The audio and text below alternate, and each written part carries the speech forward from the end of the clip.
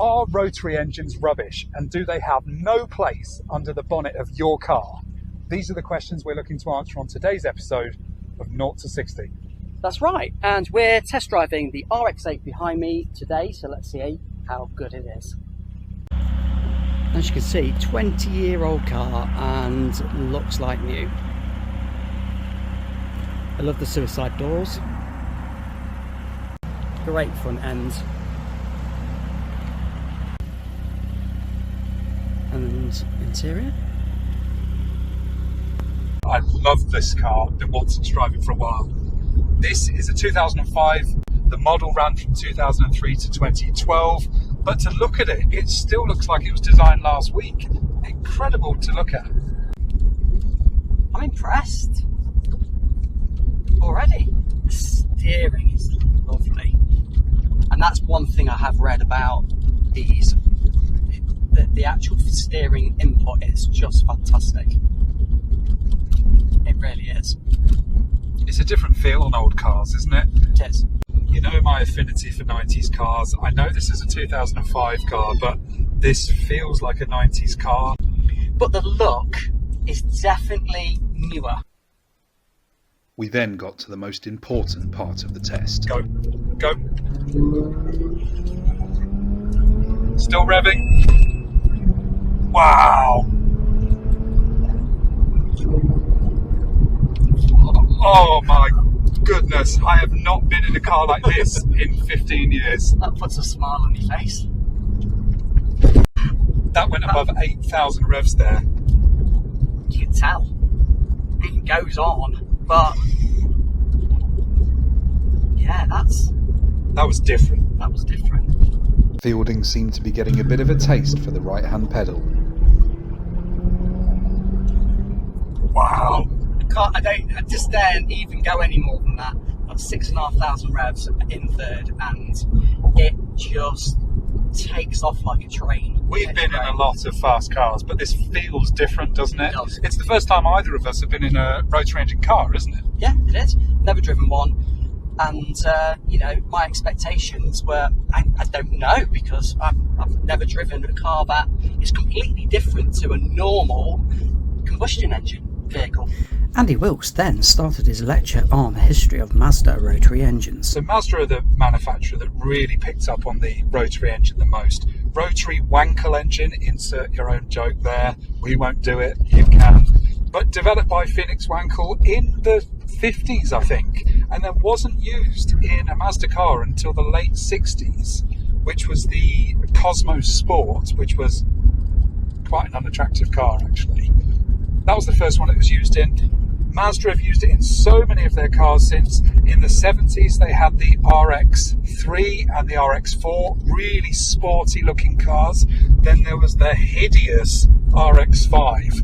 I don't know what Mazda were thinking there, but I think they really took off at the RX-7 and then the RX-8. The RX-7, sports car, sleek, looked like the Honda S2000, which we both love. Yeah. And then completely different again for this RX-8. Since Mazda stopped making the RX-8 in 2012, we haven't really seen the rotary engine again, have we? It sort of disappeared until last year when Mazda started producing another rotary engine car. So now they do the MX-30 called the REV, so the rotary EV hybrid, and the petrol powered part comes from a rotary engine, and I'm really glad to see it back actually. Yeah, because prior to this, I've always admired the RX-7, the RX-8, always wanted to drive them, but didn't know how they performed and how drivable are they.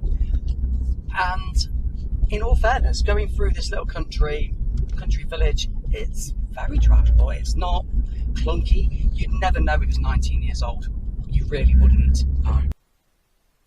We then pulled over to swap drivers. Oh, I'm excited about this. Petrol car expert Andy Wilkes then went to set off. Right, don't conk it. And then stalled it. You can smell it. Just fuel. Don't touch the accelerator at all with your foot, because that's not how you start them. Oh.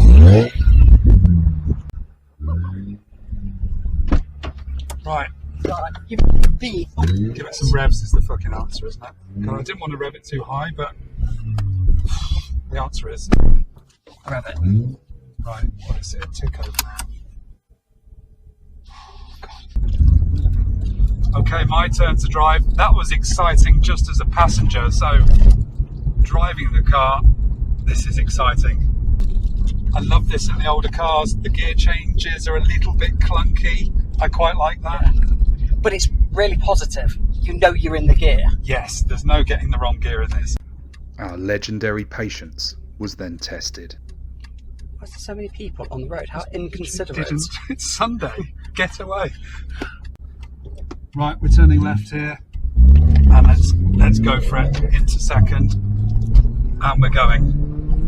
Up to 5, 6,000, 7,000, 8,000 revs into third. Wow. That is a different experience, isn't it? Definitely makes you smile. Except the big pothole. You're like, ah! So I admire what Mazda were doing with all of their different RX cars. In fact, RX actually stands for Rotary Experiment, and that shows how they were really the ones that were developing the rotary engine and using it. Because their RX-3s through to RX-4s through to this RX-8 have all been experiments. How can you use a rotary engine in a car? Oh, one more go then. Here we go. And it picks up at 5.5 and then really takes off, doesn't it? Wow. It's fast, but not aggressive. Do you know what I mean? It's very gradual all the way. It's like one continuous power band. Yes. As when you get into like turbo cars, as our new episode coming up will be on a Mitsubishi Evo, that's very aggressive. Straight off the mark, boom, it's out there. Turbo in. Yeah, as this is very gradual, but you look at the speed low and you go, oof, I'm doing 50. It's because you get so much in one gear though, isn't it? Because it revs so high, there's no gear change. Stand by for 80 seconds of nerd chat. We should probably talk a bit about the differences between a rotary engine and a normal piston-powered engine. They're both petrol internal combustion engines, but they develop their power very differently, don't they? Very differently. So obviously pistons go up and down. Suck, squeeze, blow, bang is the actual order, as the rotary engine has two rotors and that actually spin rather than go up and down. So very different, hence you can rev them right up to 9,000, and you know they're really happy at that, as a piston doesn't really like going that high in revs. So the stress points on the rotary engines are quite different as well. The piston powered engines have their own stress points, but for a rotary engine you've got the seals that sometimes wear out and also the rotor tips. Yeah, as a normal petrol piston engine has a sump, a wet sump. A rotary engine has a dry sump, so it actually sprays in oil with the mixture of fuel to lubricate the actual workings of the engine. Because you don't want the engine seizing up. Exactly. So the problem is the tips of the rotors wear, because that's where the actual compression ratio comes from. And because of that, there's a lot of reviews online saying that the rotary engines, particularly in this RX-8, need a rebuild very often, between 80 and 100,000 miles. Yeah. So really, should this be your first car? Maybe not. But as a second car, a cheap alternative for a second car, 3-4 grand depending on the mileage and the condition, this is a great second car. It is. It really is. It's actually spacious, and I know we haven't talked about the interior, but it feels modern inside. It's got the Bose sound system, it's got, you know, dual climate control, and it's got 4 spacious seats, I've got to say. And the pillarless doors or suicide doors are iconic as well, aren't they? When I think of the RX-8, even after 20 years, I think of those doors that open outwards. And I'm so glad Mazda have brought these back on the MX-30 recently. Yes. Yeah, they've brought it back on the electric, and I like it. It's a good look. And my thoughts on a 3/4 grand car is there anything better for the money that gives you a bit of excitement when you put the foot down? It's comfortable, it's quiet when you're in 5th gear, not when Andrew gives it a bit. But I don't think there's another car out there for 3 or 4 grand that's better than this. Nothing that puts a smile on your face like this does. Yeah. I'd like a turbo on it though, I gotta say. I Yeah. think it lacks a turbo. So the RX-7s came with turbos, and they took that out for the RX-8s, didn't they? It did. It would be nice to feel what that's like, a rotary engine with a turbo as well. Yeah, normal aspirated. It's great and it's fun, but I think it needs some aggression from a turbo. So the question we asked at the start of this test is, are rotary engines rubbish? No. A resounding no. This has been a joy to drive. It's really interesting learning about them as well and how they develop the power. Absolutely not. They've got a place. Yeah, and I'd agree with you on that. I had my reservations. I had to think to myself, are they going to be any good?